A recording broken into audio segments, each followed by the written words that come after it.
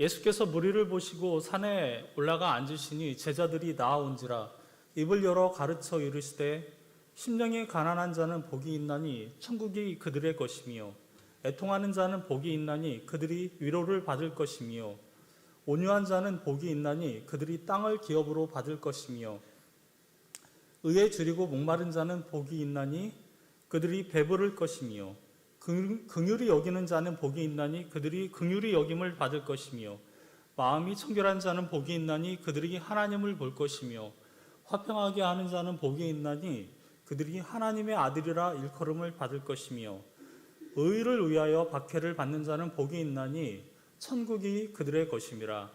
나로 말미암아 너희를 욕하고 박해하고 거짓으로 너희를 거슬러 모든 악한 말을 할 때에는 너희에게 복이 있나니 기뻐하고 즐거워하라. 하늘에서 너희의 상이 큼이라.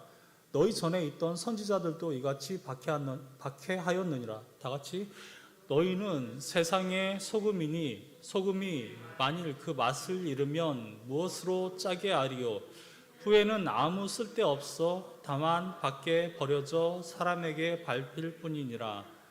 너희는 세상의 빛이라. 산 위에 있는 동네가 숨겨지지 못할 것이요 사람이 등불을 켜서 말 아래에 두지 아니하고 등불 위에 두나니 이러므로 집안 모든 사람에게 비치느니라.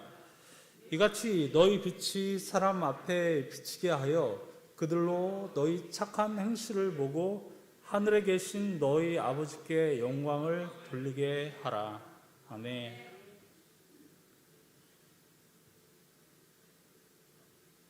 너희는 세상의 소금이니 소금이 만일 그 맛을 잃으면 무엇으로 짜게 하리요.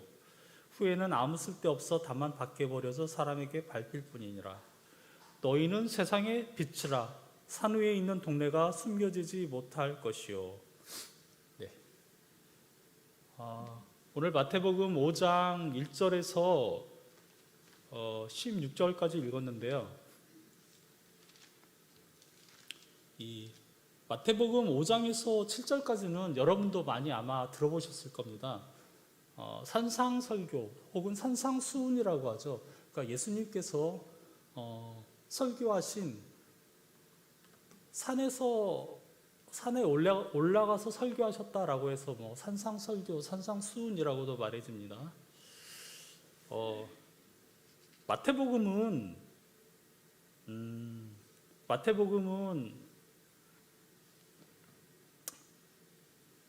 마태복음, 마가복음, 누가복음, 요한복음 마찬가지지만 예수 그리스도께서 오셔서 어떠한 일을 하셨고 그리고 또 어떠한 가르침을 우리에게 주셨는지 또 십자가에서 죽으신 사건들 실제로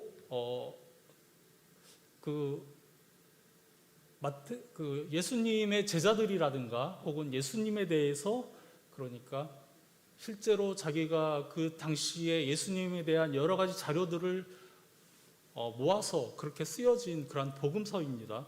복음서는 신약의 거의 2분의 1에 가까워요. 절반에 가까워요. 그렇게 비중이 높습니다. 그래서 실제로 예수님께서 무슨 일을 하셨는지 또 예수님께서 어떠한 가르침을 우리에게 주셨는지 직접 보거나 들은 사람들이 거기에 대한 자료를 정리한 거예요. 그리고 나머지 신약에 사도행전이라고 하는 것은 특별히 교회가 세워지는 과정을 한 사도행전, 누가가 같이 쓴 거죠. 누가복음과 사도행전은 한 책이에요, 사실. 그러니까 누가복음에서는 예수님께서 어떠한 일을 하셨는지를 직접 누가가 썼다면 누가가 사도행전을 통해서는 교회가 어떻게 세워지는지 그 과정을 적었고 나머지 서신서들은 실제로 예수님께서 십자가에서 죽으신 사건들에 대한 해석이다라고 보시면 됩니다. 실제로 교회가 세워지는 과정에서 예수님께서 죽으신 것이 무슨 뜻을 가지고 있느냐, 각 교회에 쓰여진 편지라든가 그런 것들로 이루어져 있기 때문에 어떻게 보면은 그 십자가 사건에 대한 해설이라고도 볼 수 있고요. 물론 그 각 교회마다 처한 상황이기 때문에 그 교회에만 주는 독특한 상황 속에서 주어진 것은 사실입니다. 예를 들면 고린도 전후서 같은 경우에는 고린도 교회가 막 분란 가운데 있었잖아요. 그러니까 분란 가운데 있는 그 교회에게 주어진 거죠. 그리고 마지막으로 요한계시록은 실제로 이 세상이 어떻게 끝나는지 거기에 대한 어떤 계시를 받은 거기 때문에 신약은 어렵지 않게 그렇게 크게 덩어리 지어서 생각하시면은 읽으실 때 좀 도움이 되실 거라고 믿습니다. 그러면 이 마태복음은 특별히 어떠한 특징을 가지고 있느냐? 마태복음은 그 예수님의 제자였던 그 마태가 실제로 썼죠. 세리 마태가 썼죠.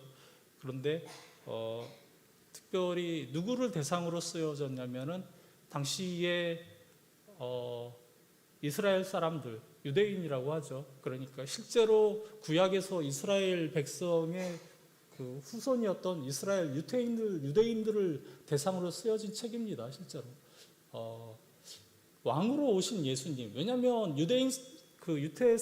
유대인들은 구약을 가지고 있었잖아요. 당시에 그러니까 구약을 가지고 있었기 때문에 그 사람들도 그거는 알았어요.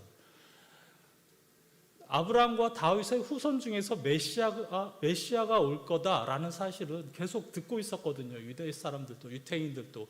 그렇기 때문에 그 사람들을 향해서 예수 그리스도가 실제로 너희가 기다리던 메시아다. 그것을 증명하려고 이제 마태가 쓴 거죠. 마태복음의 맨 앞에 시작이 어떻게 되죠?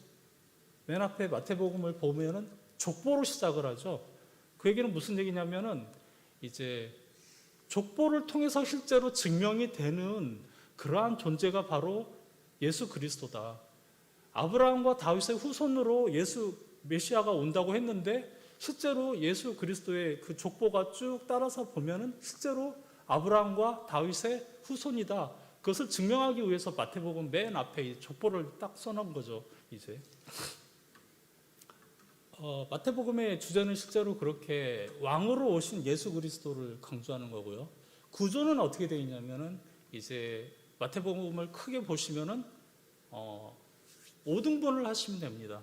그러니까 앞에 서론 부분이 있고요. 그 다음에 예수님의 행적과 예수님의 강화, 예수님의 가르치심, 설교 말씀 해서 앞에 서론 부분 다음에 예수님이 실제로 기적을 행하시거나 어떤 가르침을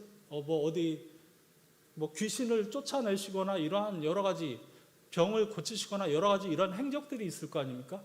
그러면 그러한 행적들 다음에 곧바로 예수님의 이제 설교 말씀, 가르치심이 오는 거죠. 그게 5개로 묶여 있다고 보시면 됩니다.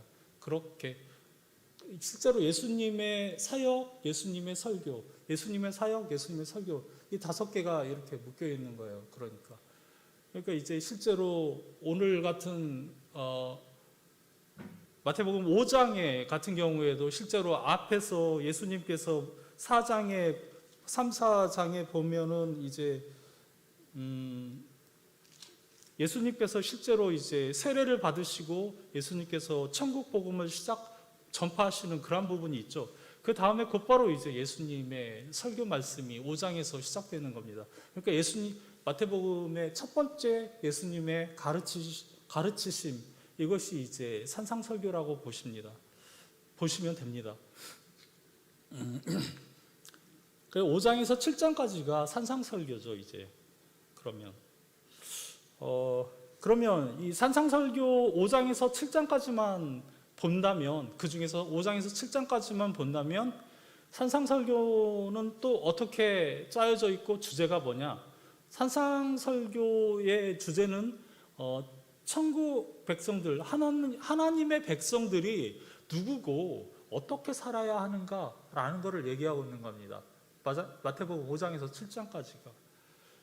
그리고 이제 구조도 맨 처음에 5장 1절에서 16절 오늘 읽은 부분이죠. 그러니까 오늘 읽은 부분에서는 서론이라고 보시면 돼요. 하나님의 백성이 누구인가? 그리스도인들이라고 하는 사람들이 누구인가라는 걸 얘기하고 있고 그 사람들에게 주어진 소명이 뭐냐? 그것도 같이 얘기하고 있어요. 그러니까 1절에서 12절까지를 이제 그리스도인들이 누구인가라고 볼 수 있고요. 13절에서 16절을 소명이라고 볼 수 있죠. 이제 그렇게 서로는 그리스도인들이 누구인지, 천국 백성들이 누구인지 이제 그렇게 정의를 하고 그 사람들의 소명이 무엇인가 얘기하고 있다고 보시면 됩니다.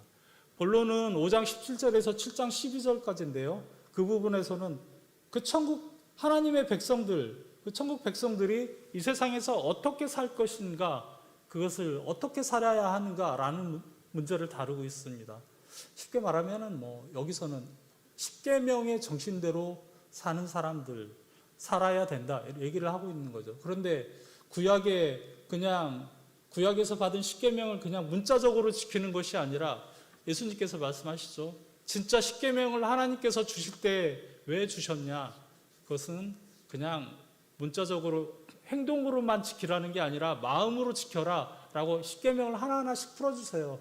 예를 들어서 이제 사람을 죽이면 너희가 이제 만약에 사람을 죽이는 죄를 범하면 돌로 쳐 죽임을 당한다. 이렇게 너희가 그러한 계명을 받았는데 내가 너희한테 말하는데 사람을 미워하는 것만으로도 그 사람을 살인하는 것과 똑같아. 이렇게 마음을 실제로 하나님께서 십계명을 주실 때 본래 그 주신 목적들 그리고 본래 취지들을 풀어주시는 그러한 부분이 바로 본론에서 하는 역할입니다.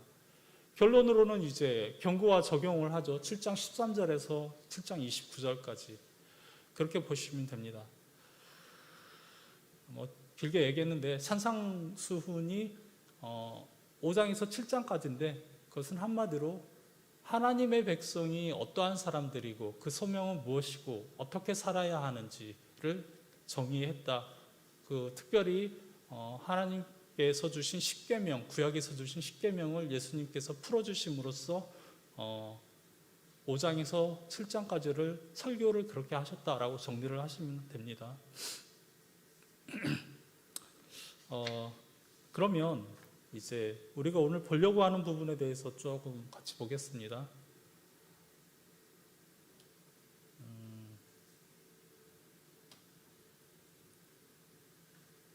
왜 여러분들은 혹시 이러한 생각 해보셨습니까? 내가 누구인가 혹은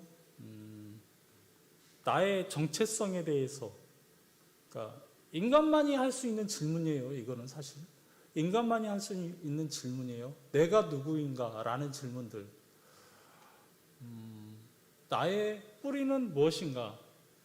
가끔 뉴스 같은 데 보면은 아주 어렸을 때 어디 다른 나라로 입양 갔다가 자기 부모님을 찾아서 다시 오는 사람들 있잖아요. 그 사람들이 왜 찾아올까요? 부모님을 왜 찾으려고 할까요?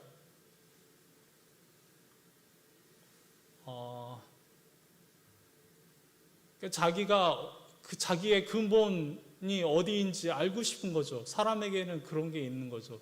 단순히 그냥 먹고 사는 것만으로는 만족하지 못하는 그러한 존재. 내가 이 세상에서 어떠한 존재고 무엇을 위해서 살아야 되고 이것이 해결되지 않으면 나에게 아무리 물질적으로 혹은 다른 나에게 어떤 큰 권력이 주어져도 사람은 만족할 수 없는 존재예요. 내가 누구인가 하는 문제를 이러한 그 진리를 우리가 어디서 발견해야 될까? 사실 오늘날 시대에는 이러한 질문들 자체에 대해서 예전보다 더 이러한 질문들에 대해서 터부시하는 것 같습니다. 여기 어르신들도 많이 계시지만 많이 느끼실 겁니다. 과거에 비해서 점점 이제 과학이 발달하고 IT 기술이 발달하면 발달할수록 인간성은 오히려 더 좀 뭐라고 해야 될까요? 사람들의 관심사에서 멀어지고 사람들이 어떤 가족 공동체 사람이 가지고 있는 공동체성에서 공동체를 이루고 살아가야만 찾을 수 있는 그러한 진리들을 사람들이 잃어가는 그러한 시대인 것 같습니다. 그런 정체성의 문제가 엄청나게 중요하다 그 말씀을 드리는 겁니다. 왜냐하면 내가 누구인가 하는 거에 따라서 그 사람의 삶의 목적도 달라지고 그 사람의 삶의 방향도 달라지고 그러한 모든 행동들이 달라지기 때문에 그런 겁니다. 이러한 정체성의 문제는 아주 중요한 것이 되는 거죠. 내가 만약에 누구인가 하는 문제에 대해서 정확하게 알 수 있다면 그것으로부터 그 사람의 삶의 목적과 방향과 모든 행동이 나올 수 있겠죠. 그러나 이런 것에 대해서 아주 흐릿하거나 이러한 부분들에 대해서 자꾸 헷갈리게 되고 변하게 된다면 여기에 따라서 삶의 목적과 방향도 자꾸 변할 수밖에 없는 그러한 존재가 바로 인간이라는 말씀입니다. 그러한 면에서 그러면 우리들은 우리의 정체성을 어디에서 찾을 것인가? 우리의 정체성을 어디에서 발견할 것인가? 근데 오늘 바로 마태복음 5장에서 예수님께서 하고 계시는 말씀이 바로 그러한 말씀입니다. 너희는 누구냐? 너는 누구인가? 라는 것을 말씀하고 있는 겁니다. 예수님을 믿는 나는 누구인가? 라는 질문을 이 본문을 통해서 우리가 확인할 수 있다. 그 말씀을 드리는 겁니다.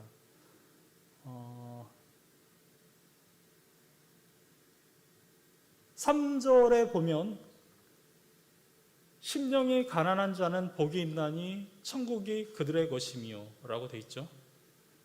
4절에 애통하는 자는 복이 있나니 그들이 위로를 받을 것이며 우리가 이렇게 한 절 한 절 나누어서 보면은요, 심령이 가난한 자는 복이 있으니 그들이 천국이 그들의 것이며 심령이 가난한 사람이 복이 있다. 그리고 그 사람들이 하늘나라에 가게 될 것이다.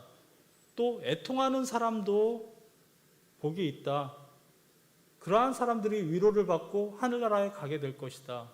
이렇게 지금 따로따로 떼어서 생각한다기보다는 지금 여기에서 예수님께서 하려고 하시는 말씀은 뭐냐면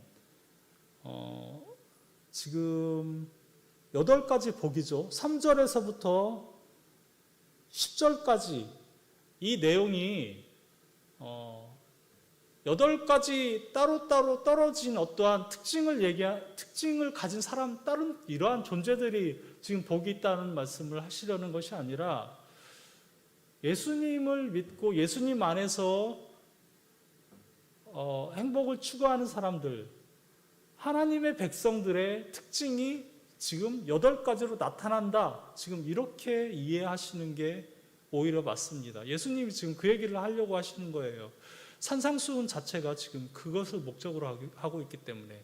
다시 말하면 예수님을 믿는 사람이라면 3절에 심령이 가난한 그러한 특징이 그 사람에게 나타나게 된다. 4절에 애통하는 그러한 특징이 그 사람에게 나타나게 된다. 5절에 온유한 그 사람에게 그러한 특징이 나타나게 된다. 또 6절에 의에 지르고 목마른 지금 그러한 특징이 그 사람에게 나타난다.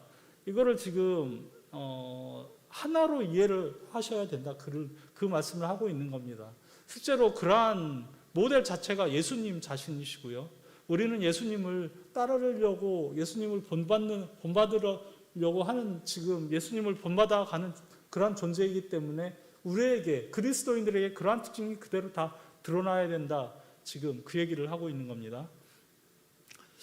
실제로 그러면 심령이 가난한 자는 어떠한 사람일까요? 3절에 심령이 가난한 자라고 하는 것은 영적으로 가난한 자, 지금 영적으로 가난한 자가 복이 있다 그 얘기를 하고 있는 건데요. 이것은 그냥 단순히 가난하다라고 하는 것이 뭐가 부족하다, 뭐 결핍되어 있다 그러한 의미를 넘어서서 아예 이거는 영적으로 봤을 때 아예 파산된 사람, 아무것도 없는 사람, 다른 사람이 도와주지 않으면 절대로 일어설 수 없는 사람, 이 정도의 의미를 가지고 있는 겁니다. 지금 원어적으로 봤을 때는요. 심령이 가난한 사람은 영적으로 봤을 때 지금 예수님께 가지 않으면 안 되는 그러한 그 절박감을 느끼는 그러한 영적으로 그러한 상태에 있는 사람을 얘기하는 겁니다. 지금 자기가 하나님께 의지하지 않으면 지금 완전히 죽어버릴 수밖에 없는 존재다. 영적으로 파산한 그러한 상태를 느끼는 사람을 심령이 가난한 자다. 이렇게 얘기하고 있는 거죠. 이러한 상태가 되려면 먼저 하나님께서 하나님 앞에서 인간이 어떠한 존재인가라는 것을 우리가 느낄 때 이러한 영적으로 파산한 상태가 될 수밖에 없겠죠. 또 애통하는 자는 복이 있나니 그들이 위로를 받을 것이며, 이거는 이제 죄에 대한 어떠한 슬픔, 왜 애통합니까? 여기서 애통한다고 하는 것은 그러한 단순한 어떤 다른 사건에 대한 슬픔이라기보다는 죄가 뭔지 깨달았을 때 죄에 대한 슬픔으로 지금 애통하는 자를 얘기하는 겁니다. 그들이 하나님께로 나아가서 의지했을 때 그들이 위로를 받을 것이다 라고 얘기하고 있는 거고요. 온유한 자는 복이 있나니 이렇게 그들이 땅을 기업으로 받을 것이며, 이렇게 얘기한 것은 온유하다는 말은, 여기에서 온유하다는 말은 그냥 단순히 성격이 선천적으로 부드러운 사람 이런 의미라기보다는 후천적으로 하나님 앞에서 길러진 성품을 얘기하는 거라고 보시면 됩니다. 그래서 자기에게 하나님이 그 사람을 쓰시기에 아주 좋을 정도로 하나님만 의지하고 또 하나님의 뜻에 맡기고 자기 인생을 맡기고 따라가는 사람, 그러한 삶을 얘기하는 겁니다. 그리고 그들이 땅을 기업으로 받을 것이며, 이것은 하나님과의 관계에서 누리는 풍성한 삶을 얘기하는 거고요. 또 의에 줄이고 목마른 자는 복이 있나니 그들이 배부를 것이며, 의라고 하는 것은 여기서 하나님께서 주시는 어떤 은혜 또는 하나님께서 주시는 구원, 이런 의미로 좀 보시면 좋을 것 같습니다. 왜냐하면은 우리 자신에게는 의의가 없는데 예수님을 믿을 때 우리가 구원받은 것처럼 예수님 자체가 우리에게 의의가 되잖아요. 의라고 하는 것은 하나님이 보실 때 옳다라고 하는 건데, 예수님을 통해서 우리가 옳다함을 입기 때문에 예수님 자체가 의의가 되는 거죠. 이렇게 우리에게 주시는 어떠한 구원의 은혜라고 정리를 하시면 될 것 같고, 우리 편에서는 또 우리가 하나님 앞에서 성숙해지려고 노력을 해야겠죠. 그런 측면에서 본다면 이런 성화적인 측면은 또 말할 수 있겠습니다. 또 긍휼히 여기는 자는 복이 있나니 그들이 긍휼히 여김을 받을 것이요. 이거는 다른 사람을 향해서 사랑의 마음으로, 긍휼의 마음으로 다른 사람과 어떠한 관계를 맺을 수 있는 사람, 그러한 사람을 말하는 거고, 마음이 청결한 자는 실제로 어떠한 하나님 앞에서 자기 마음을 말 그대로 청결하게 드리는 사람, 그들이 하나님을 볼 것이다.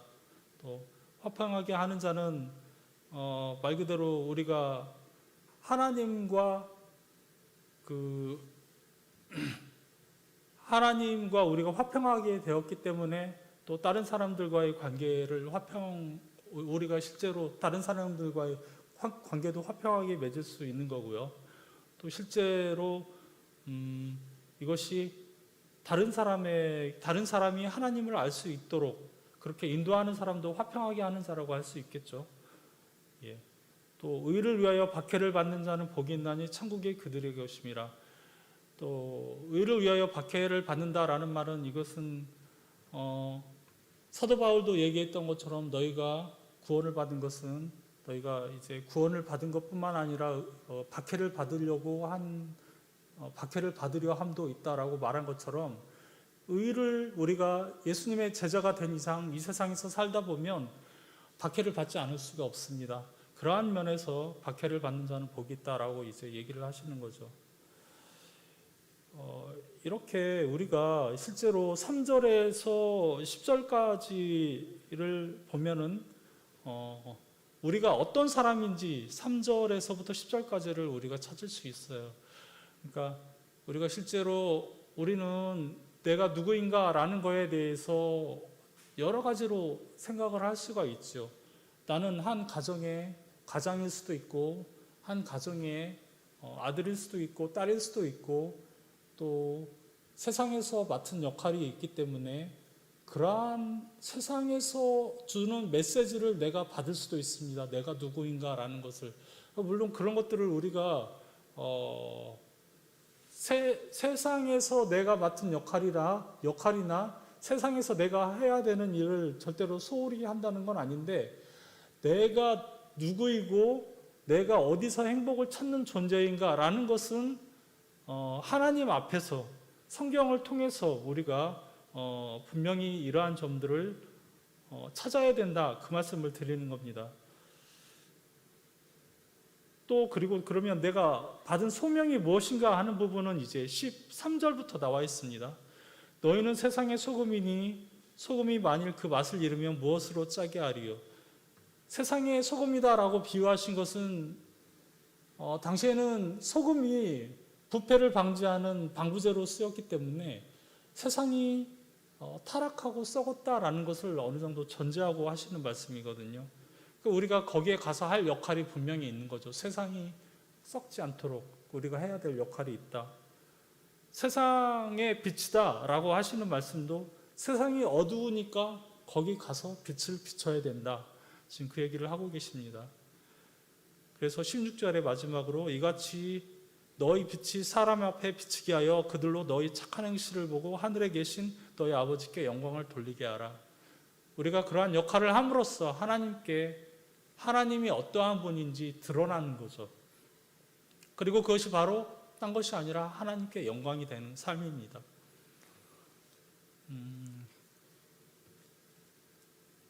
내가 누구인가라는 것들을 세상에서 살면서 여러 가지 메시지가 우리에게 들어옵니다. 문화라고 하는 것은 이 세상에서 살면서 그 사람이 어떠한 문화 속에서 자라느냐에 따라서 생각이 달라지는 것 같아요. 실제로 보면은 이슬람 문화권에서 자란 사람은 그 사람들만의 독특한 생각이 있죠. 또 다른 어떤 유교적인 문화권에서 자란 사람들은 유교적인 어떠한 가치관들이 분명히 있습니다. 그것처럼 우리가 살아가는 세상 속에서 받는 메시지가 있습니다. 우리가 오늘날을 살아가면서 우리가 자신도 모르게 세상으로부터 받는 메시지가 있어요. TV나 광고, 드라마를 보면서도 우리는 메시지를 받습니다. 그러나 우리가 그런 것들보다 더 가치 있게 진리로 여겨야 되는 그러한 메시지는 어디에 있습니까? 제가 오늘 읽은 마태복음 5장 1절에서 16절까지 읽었는데, 단순히 그냥 마태복음 5장뿐만이 아니라 우리가 누구이고 우리가 하나님 앞에 어떤 존재이고 우리가 어떻게 하나님을 섬겨야 되고 라고 하는 그러한 진리는 바로 이 성경에 담겨 있습니다. 그래서 이 정체성의 문제, 제가 앞에서도 말씀드린 내가 누구냐 하는 그 진리가 우리가 어디서 찾을 거냐, 그런 것들을 우리가 끊임없이 성경 앞으로 나아가서 성경을 통해서 내가 누구인가라는 것들을 찾아야 된다, 지금 그 말씀을 드리고 있는 겁니다. 우리가 누구인가라는 것들을, 그리스도인이 누구인가라는 이러한 토대를 확실하게 세울 때 우리의 느낌, 우리의 행복, 우리의 행동, 이런 것들로부터 자연스럽게 나오기 때문에 우리가 헛된 것으로부터 행복을 찾으려고 하지 않고 헛된 것으로부터 만족을 찾으려고 하지 않게 됩니다. 우리가 그러한 면에서 우리가 성경 말씀을 배우는 것이 중요하고 성경 말씀을 알아가는 것이 중요하고, 성경을 통해서 알 수 있는 것은 하나님이 어떠한 분인가, 어떠한 속성을 가지신 분인가, 그런 것들을 실제로 알 수 있기 때문에 이러한 하나님과의 관계를 꾸준히 맺어가는 것이 중요합니다. 우리가 실제로 살아가면서 그리스도인들이지만 하나님과의 관계가 진짜 친밀하게 느껴지나요?